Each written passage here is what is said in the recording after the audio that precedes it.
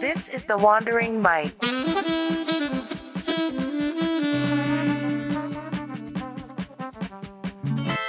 Welcome everyone to the Wandering Mike. Today I'm here with Angus. Hey Angus, how's it going? Hey, Mike, pretty good. Having a beautiful day today, don't we? Oh, yeah, the rain is pounding down out there. But yes, it's a good day to be inside. Good day for a good conversation. So, getting started.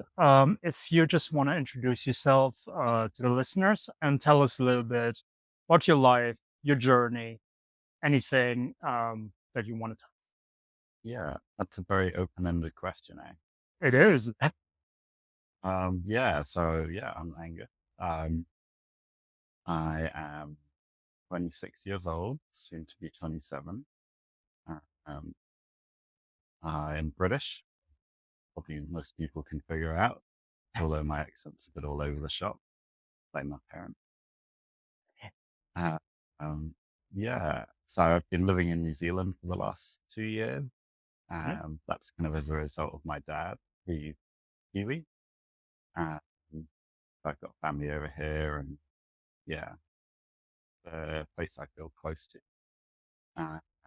And before that, I was working in the UK as a software engineer, Mhm. um, and I'd studied for 4 years at university before that. So I grew up in Yorkshire, which is in the northeast of the UK. You can't tell from my accent. So Rachel told me. Yeah, no, I am disregarded for my lack of accent everywhere I go in the UK. No one quite knows where to put me. Um, That could be a good feature too. You it can be. It means I can kind of blend in a little in many different places in the UK, but I Yeah, don't really fit in anywhere either. I've got such a like plain English accent. right. Yeah, that's probably the long and short of it. Sort of most of my childhood in Yorkshire. Then when I was old enough, I moved to Wales, be near the hills, and to study computer science. Um, and then the hills took me away to New Zealand. All right.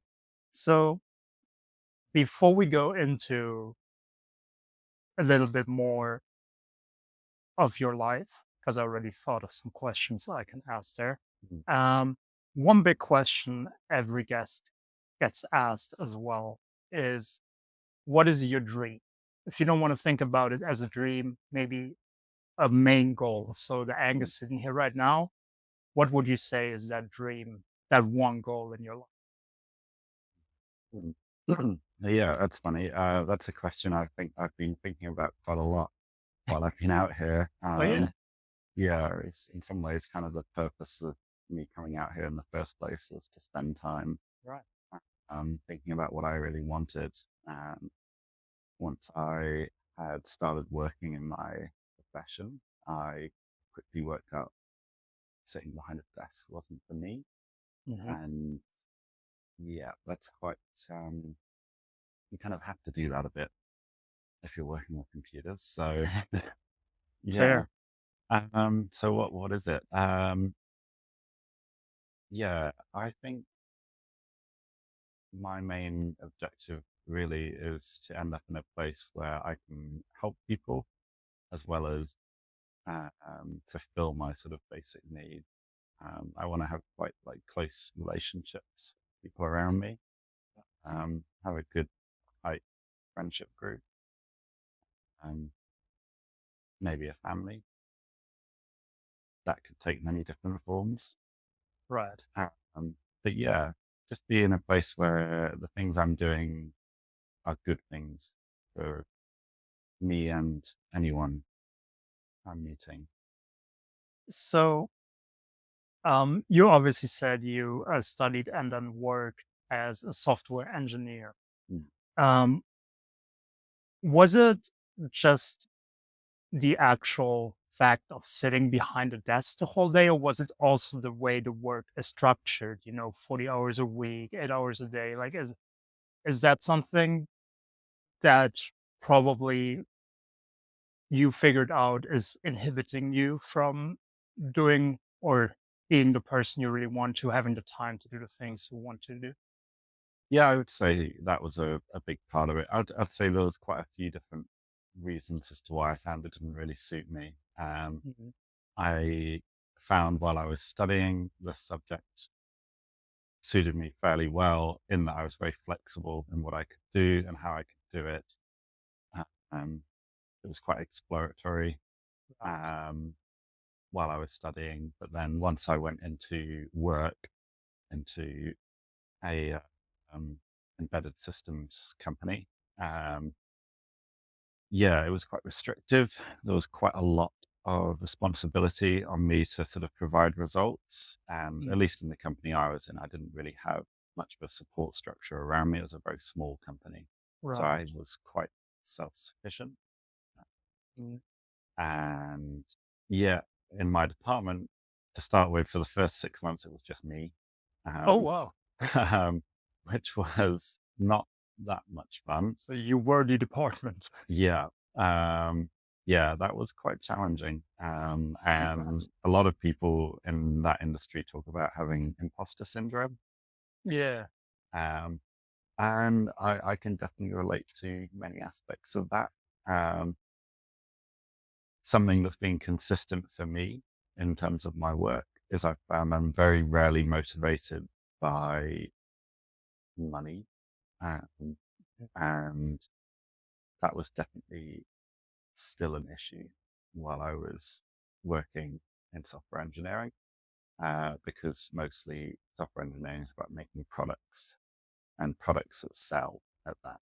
Yeah. So I struggled to find motivation for sort of the core reason we were doing what we were doing. Hmm. Um, there was a lot of sitting. Um, and yeah, I probably had too much responsibility to the point I was in at my career stage. Um, I could see in the future a way that job become a lot more flexible, a lot more dynamic, um, and a lot more enjoyable. But I eventually came to the conclusion that I wasn't willing to work towards. I wasn't really willing to grind towards that. I'd rather have a better time getting to a place like that, doing something else. Right.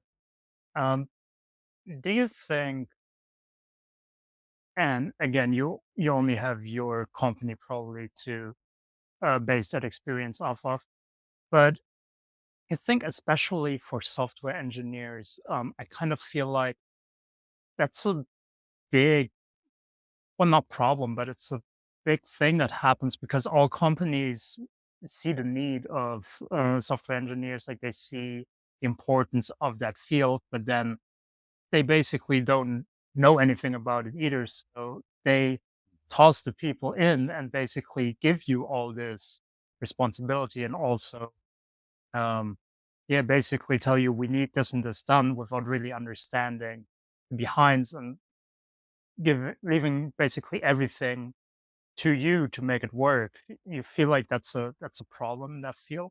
Yeah, I'd say so. I think there's a lot of engineering firms out there that are much more mechanically minded, um, Mm. that are becoming, and they've existed for sort of, these companies have existed for 10, 20, 30, 40, 50 years, hundreds of years sometimes. Right. Um, yeah, software is secondary, Mm. often considered to be secondary in the development of the product, whatever it may be. But increasingly, software is becoming the whole product. Right. Um, and instead of engineering physical solutions to problems, there is, well, it's become true that we can just write software differently and that will solve the problem. we can just keep adding layers of software and solve the problem, Yeah. rather than using more physical solutions. And that was the case in the product that I worked in. Yeah, we were working with robotics, Oh, and increasingly the company relied on software to fill in the gap where the sort of physical aspect of the where they machine could have upgraded the struggled. hardware as well. Yeah. Um, and it was cheaper to do that. And Right. often did yield pretty good results. But yeah, that wasn't the outlook of a lot of the management team, because they were all engineers, like electrical or mechanical engineers. Right. And yeah, to them, the software was sort of secondary. Maybe to take it back again, what was the initial motivation for you to study software engineering? So when you decided that's a field I do want to get into, like, what was your outlook? Was it a very, maybe now in hindsight you would say, idealistic outlook? Yeah, maybe. I'm not sure I'd really describe it that way. I didn't go and study software or computer science with the idea that I didn't have a particular goal in mind doing that. I Right. did it because it was something I knew, and enjoyed. Mhm. Like when I was a teenager, uh, my dad's always been into computers and had taught me a lot of Right. things. And yeah, I'd be like, got to the point where I'd like built my own computer and things like that. And Oh, I'd that's started cool. playing around with a lot of that stuff. And I'd worked, after I finished school, I worked briefly for the school I was at in their IT support. Mm. Um, and that kind of showed me some fun parts of that career. So the reason I studied it really was because it was something I was interested in, and I was interested in going to uni as well. Yeah. um, yeah, I don't think at the time really had a better choice in mind. The other thing I could have done is something like history, and I don't Right. think I'd have ended up enjoying that in the long run. There's a lot of writing. Yeah. But that's fair. Actually, for me as well, when I decided to study environmental engineering, it was solely because I was interested in the topic at the point. It Mm. wasn't like that I had in mind what I was going to do after. It wasn't like, oh, yeah, you're going to study and then afterwards you're going to work here and there.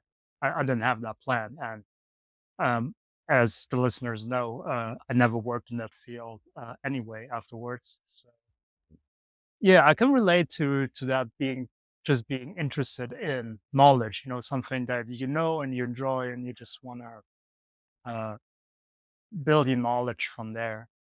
Um, Maybe to take it a little bit more philosophical, because as you might see, a lot of these questions I ask on here are rather philosophical. Mhm. So you already said you're out here to find that purpose, or rather that main goal.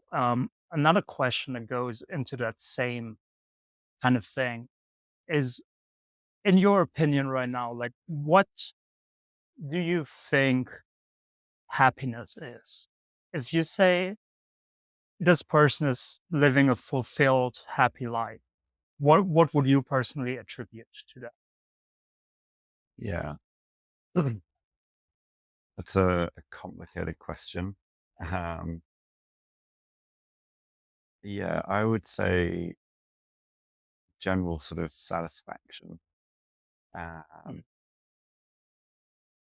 yeah, in the interactions you're having with the people around you, uh, and the work you're doing as well.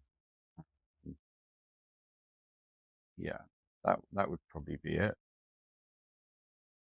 I'm not a great believer in sort of achieving your childhood dreams as a method of happiness. I think Mm. having big targets like that, they can be very fulfilling in the immediate moment, but actually they don't necessarily make you happy in the long term. Uh, I think consistency is more important than hitting target. That's a good point. Actually, we had a similar conversation just yesterday with Luis Miguel, who was on here yesterday. And maybe I want to put that question to you as well. As you already said, and I agree as well. If you have these targets, you reach them at some point, but they don't necessarily make you happy because then there's always that next goal, that next target. Mm. Do you think that a moment like being complete can exist? Or do you think there's always that next goal? And maybe you think that that might even be a good thing. You know, you think you wake up one morning and you'd be like, I've done it all. My life is good. Like, is, is that something you think will happen? Um, I don't think we're really capable of that. Not, um, I don't think we can sort of stumble into that state. I think you could probably convince yourself Right. if you spent enough time trying to convince yourself of that. But I don't think that's really the way we're wired. I think we're much more topsy turvy. Yeah, bit of a roller coaster ride. However you do it, um, and wherever you are, like you're always going to be a certain amount of, you're always going to have a certain amount of dissatisfaction in your life, um, as well as hopefully a certain amount of happiness. Right. And I think that balance actually stays relatively constant throughout our lives. We just go through waves of feeling one more than the other. Um, and sometimes we'll probably drop down into a state where we're generally a bit less happy. And other times we might get up to a point where we're generally a bit more happy, but you still have that underlying, you know, happy, unhappy balance that's consistent, a bit like a sort of a yin and yang sort of approach to it. Right. Yeah. Um, Yin and Yang also makes the transition to the next question Mm. relatively easy. Um, do you personally have a specific belief or philosophical system that guides you, that helps you through life? So, for example, for myself, I do believe that things happen for a reason. So it means anything that happens to me, I always try to take a positive look at it, trying to analyze it and take something away from myself. So that's kind of what gives me strength, more or less. So, do you have a belief or philosophical thesis that you live by in that sort of way? Yeah. That's an interesting question. This is probably a good time to mention I grew up in a fairly Christian environment. Right. Faith is a very important part of my parents' lives. Uh, my dad, in particular, is a vicar in the Church of England, Hmm. um, or equivalent would be like a priest. Yeah, he preaches to people. Right. Um, Yeah, I didn't really know that term. I know the term priest. yeah, yeah. He stands at the front of the church and talks to people Right. about the Word of God. Hmm. And my mum is also very involved in her church. It's a big part of her life. Um, yeah, but for me, I don't have any kind of faith, and I not sure I really believe in any kind of fate. Um, I think we are really the sort of products of somewhat random chance, um, and pretty short-lived ones by that, by the universe standards. Definitely. Um, yeah, but that's not to say I wouldn't describe myself as an atheist, for example. I'm very much firmly agnostic. I don't think we really know very much. Um, Yeah, I would agree to that statement. yeah. Um, so yeah, to answer your question, no, not really. I think things are everything's pretty much just happening by chance. We as individuals, as conscious beings, have the ability to make choices. And I think that's the only thing you can really have any faith in terms of how your life goes, is what kind of choices the people around you are making. So with that, that is also basically giving you some strength, like this knowledge of everything is coincidental, basically encourages you to even be more like my choices matter, right? Um, my choices matter in terms of the people I can impact and the places Right. I can impact. But other than that, I don't really think they matter at all. Um, yeah. Yeah, that's another thing. Like all of us, what even are we to, or to the humanity, but then also, as you said, to the universe, where we're basically these little specks in like the whole kind of being. But then again, all these kind of thoughts also, because I'm always trying to be on the more optimistic side of things, also make it like, yeah, if it doesn't matter in a grand scheme, then we can again enjoy our lives Yeah. to the fullest as well. I mean, I think that's, if you're going to get really sort of philosophical about it, what you were just saying Please about do. what you were saying about us being little specks. Yeah. We might be, we might not be. We don't actually have any real evidence either way, I don't think. Not that I've seen or heard of anyway. So Right. it could be that we're actually the center of the universe and we're the only things that really matter. Or it could be that we are, grains of sand on a beach. Yeah. As we're already in this topic, I'm going to ask another question. So what do you actually think consciousness is? So if you would say there's this one thing that defines consciousness, what would it be to you? I think it's choice. Choice. Yeah. Um, Making decisions um, for yourself, but also for other reasons. Um,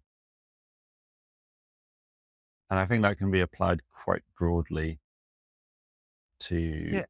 living things, but can't be applied, at least very directly at the moment, towards, say, a computer, which doesn't really make any choices. It just does what it's been told.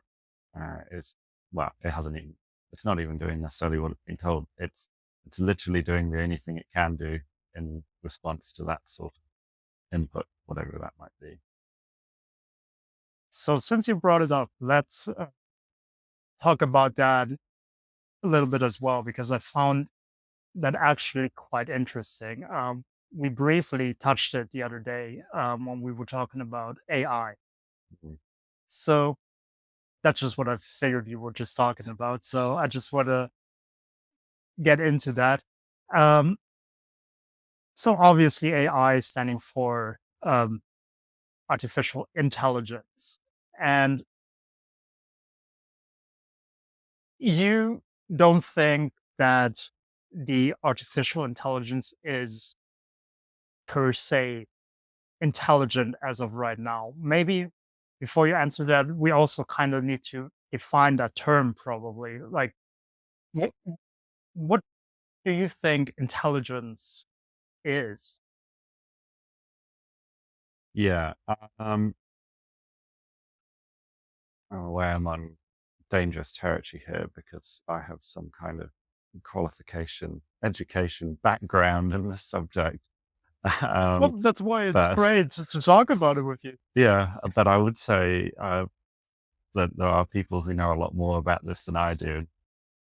Right. Relatively speaking, my knowledge around AI is pretty limited. Um, Mm, I've never worked in that field. I studied it while I was at university. Uh, but yeah, It's a my rel- insights are relatively limited. it is a relatively new field as well. So I would say it's even fair to say not everyone that works with AI from day to day probably has the same understanding of it just because it's so new. Yeah. Yeah, no, I'd say that's probably true. Yeah, I think, though, getting to your question, what is intelligence? I don't know. I could, off the top of my head, give a really sound definition, but I think you need something that can reason, um, Right. and make choices, um, based off that reasoning. Um, yeah. I feel Um, like that's a fair point. but I think we're getting into Turing test territory here, Mm, um, which I think time and time again has kind of shown us that it's very, very difficult to answer that question. A computer can imitate a human well enough to trick a human into believing they're talking to a human. Um, right. uh, but that has not settled the debate as to whether or not it's intelligent. Yeah, that's fair. Because maybe to take it a little bit more philosophical, then, because what I was actually thinking about since our conversation is again that definition of intelligence. Because if we say AI as of right now is basically a very reproductive uh, system, so it's basically not really choosing, as you said, it's not really understanding what it's doing, but it's reproducing things. Then I just thought about the way schools work. Like you learn a specific subject, you learn specific, let's say it's languages, you learn vocabulary, you learn grammar, of its history, you learn facts, and then you reproduce them on the test to get a good grade. So my question is that a show of intelligence then, or is it just a show of reproduction? Um, I think you're pointing out a bit of a flaw in many education I systems, might be. um, which, yeah, is that often they are just kind of memory tests. And if you were to put a computer in that situation, it's going to do really well.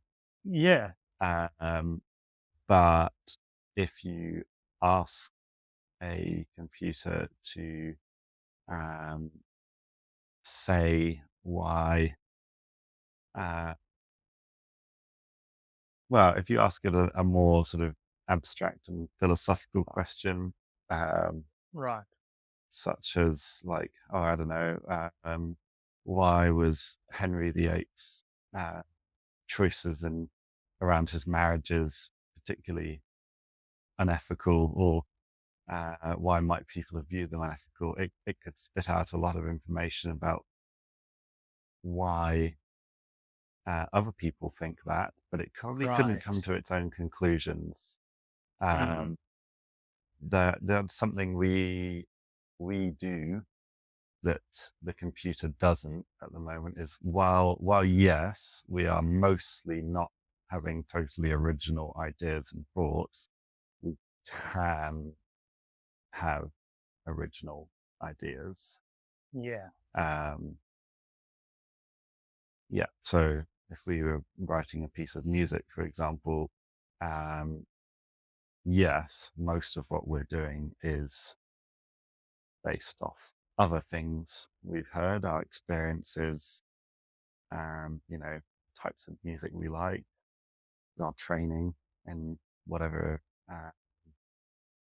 area of music you've got. But yeah, there is an ability to come up with original things.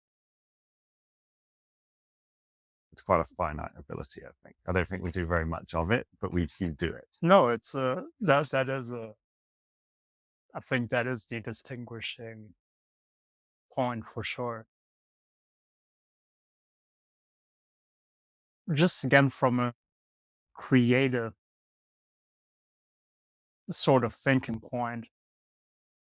And again, I really like your answer. It was a good one. I'm just because a lot of music, especially nowadays, is pretty much copy paste. So you take in a specific melodical like pattern that you saw, you take maybe a topic that you saw somewhere, and you taking specific topics and merging them into something new. Mhm. Something that, in my opinion, AI also does. So again, yeah, again, it's going to be very philosophical, but what really is original anymore? Because we as humans, we have that privilege that we basically have all the information that all the people before us created and basically wrote down, spoke, whatever medium they did. And I don't even know where I'm going with this thought, but I feel like maybe at some point AI can do the same thing. So if you let AI have all this information and it in its turn uses this information and meshes it, maybe that's a way of enlarging that database. If you kind of get what I mean. So we're basically accelerating that point of people just reading different books, forming their ideas from it. And by letting a computer do it, and then maybe we see what of it we like and how we want to like proceed with that. Yeah, no, I think you're right. You're sort of on the money there. That's something that is seemingly happening. Um, but I think what scares a lot of people in my field uh, is that um, computers don't really have any kind of culture. Right. Um, and they, like the types of AI, especially that we've developed right now, are very repetitive in terms of uh, they are very much sort of little bubbles, little echo chambers, Mm, um, and I think it's quite unclear if that's going to take us positively, or if that's actually going to have a positive impact for us. And there's already been some pretty clear examples of that going wrong. I can think vaguely of a few examples of Twitter bots mm. being trained on data from Twitter or X. Right. and pretty quickly becoming fascists. Mm. um, yeah, I think that there's a lot of risk involved in letting computer models lead culture. Because Um, again, it doesn't have that ability to discern, right? And it just takes whatever it's offered. You think that that's the fault in it? yeah, I'd say it's a large part. It is going to spit out results based on the data set that it's been trained on. Yeah. And you can add layers and layers and layers to your data set. But that underlying flaw is still going to be present. I think it's fairly, some of the AI that is available at the moment, like something like ChatGPT, Hmm. is very good at having sort of perceived intelligence Right. because of the quality and complexity of the data it has been trained on. But it still has the same problems as much simpler models. Um, yeah. Maybe to close off that topic as well, I have a very provocative question. Okay. Um, because as people that know me, it's like I'm not really a fan of technology per se. I, I didn't used to use social media at all. Hmm. Now I have an Instagram account for the podcast, And a but podcast. and the podcast. Yeah, good point. Um, so basically, my question is, if you have any thoughts on that, do you think our society would be better without technology, and why or why not? Um, I think I can kind of answer both questions in one almost. I was discussing this with someone just the other day, Oh yeah, actually. oh that's good. And what we kind of concluded is it's kind of too soon to say. Hmm. Um, Really, most of the advancement in terms of technology, it's, we'll call it the sort of digital age, that has very much come about within the last 100 years. And it has totally changed the way we store data um, and how we access that data as well. It has increased the speed of those things incredibly so. Like, previously, if you had a question, um, you would have had to go to some kind of repository of data, which is what Right. we do now as well. But then it would have been, we're talking, say, 100 years ago. 100 years ago, you would have gone to a library Yeah. or some equivalent. You would have spoken to a librarian saying, "Oh, I want to research mushrooms." Right. Um, and they would have then, in their head, known, in their head, and also using their indexing system, known how to find information about mushrooms, that Yeah. have manually gone and searched that information and then come back and presented it to you. And that is something that could have taken them an hour. It could have take them a day or two, depending on Yeah. what the question, how wide the scope of it was. Now you can pick up your phone and search mushrooms Yeah. on whatever your favorite search engine is, and you'll be presented with all that information and more on the spot. Um, that's changed very recently.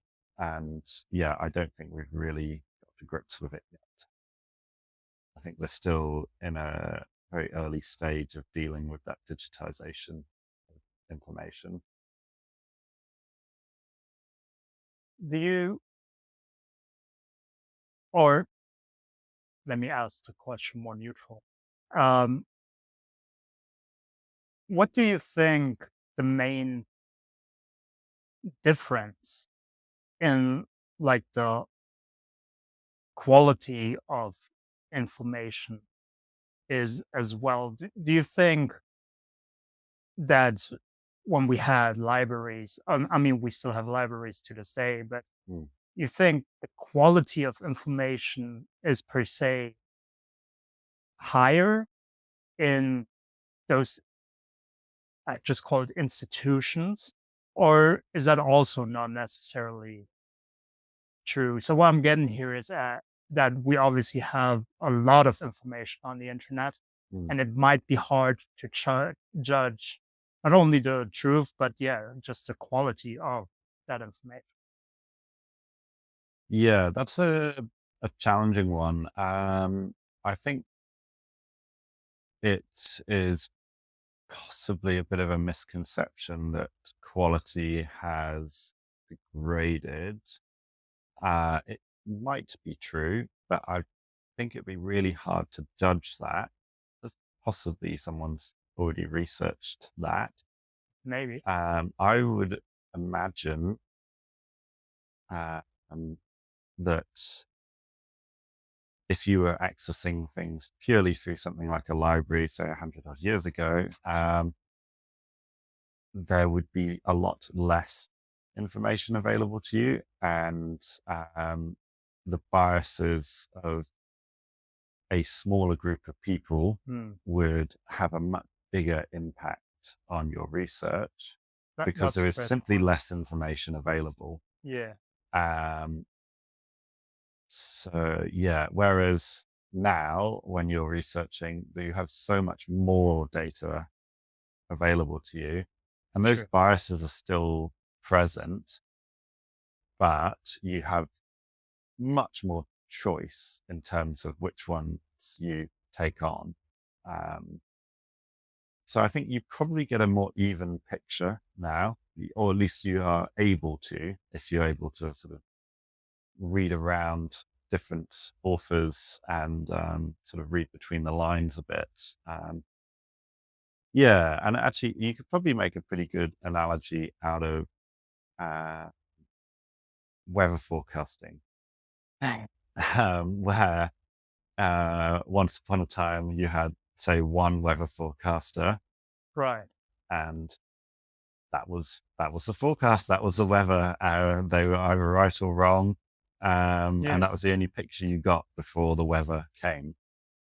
Now, you've got a dozen different weather forecasters, and you can read around several of them, build a picture as to what the sort of average is, and go off that. That's a good analogy. Yeah. No, and that's a great point. Yeah. That, uh, that definitely makes sense. So to get away from the AI completely, and getting back to your personal journey, let me just ask you a couple more questions there. As you also had already some experience in living, that's my kind way of saying you're old, Oof, but I'm older than you, so I'm oof. allowed to. Yeah. um, I'll take it as a compliment. you should. You should. Every time I tell people I thought you were older, it is actually meant as a compliment, and I hope it comes across that way too. But anyway, we always, yeah, try to find some things that we can give to the listeners, to other people as well. So my question being, if there's something you could have told yourself 10 years ago, what would that thing have been for you? So you right now going back in time, back to the future kind of thing. Yeah. Ooh, 16 years old. That wasn't a great time.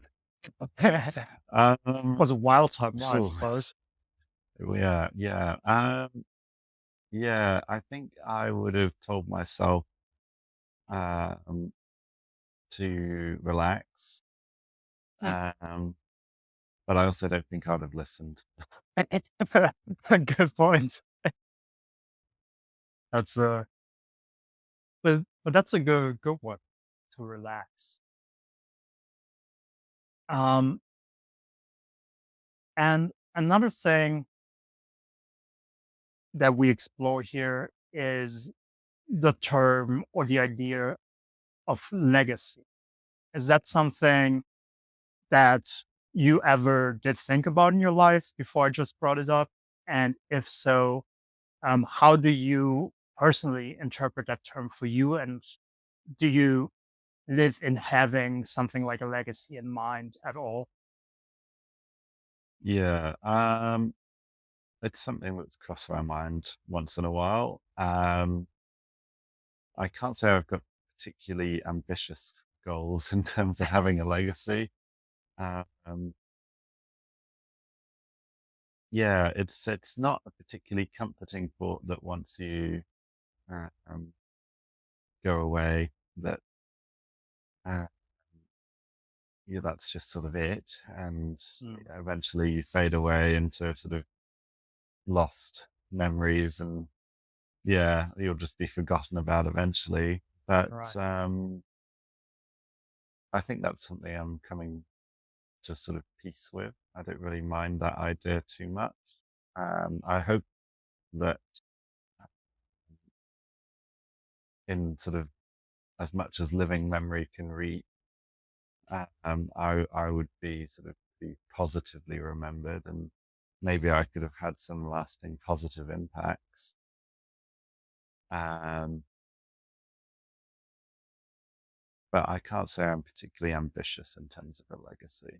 Um, I think I'd rather focus on what's going on here and now for me, um, than what people after, yeah, after I've gone and died, Yeah. are thinking.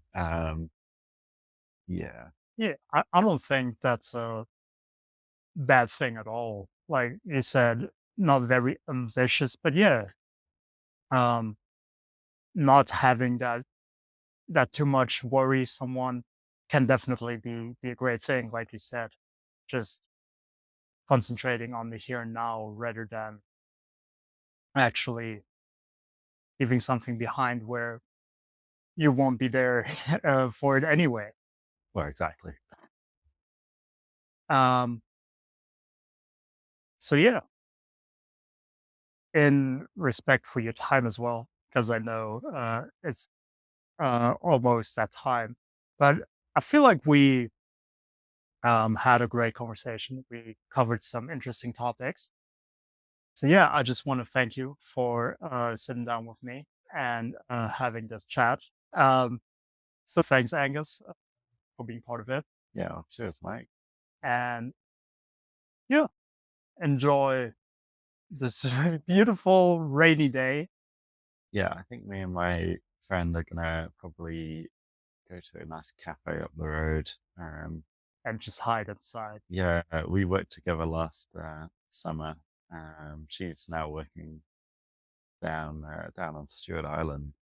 Oh, Um, cool. yeah, which is a pretty cool job. Very isolated part of the world. But I think we're gonna walk down memory lane and go to our favorite cafe.